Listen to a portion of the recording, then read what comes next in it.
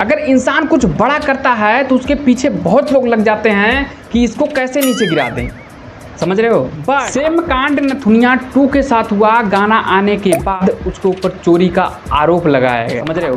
But कुछ लोग लगा, सारे नहीं लगाते। और कुछ लोगों का काम ही यही है कि दूसरे में कमियां निकालना, उसको गलत ठहराना।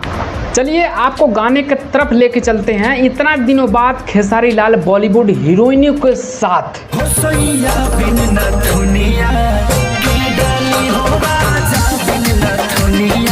ये क्या गाना गाए हैं भाई, दिल को छू गया यार। तो एक से एक गाने में वीएफएक्स यूज किया गया है, वो गाना देख के भाई साहब मजा आ जा रहा है।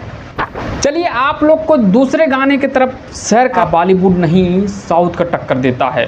हमरा बलमा कबूतर बाज दिल के फुर हो गई, मोर बलमुआ कबूतर बाज दिल लेके फुर हो गई।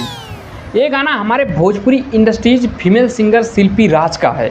अगर ये गाना देखा जाए, जो गाने में इतना खतरनाक एक्टिंग्स है कि इसके आगे बॉलीवुड का गाना कुछ नहीं है। अच्छा बात नहीं है। मैं यूं ही नहीं बोल रहा हूं, आपको सच्चाई का सामना करा दूंगा इसमें।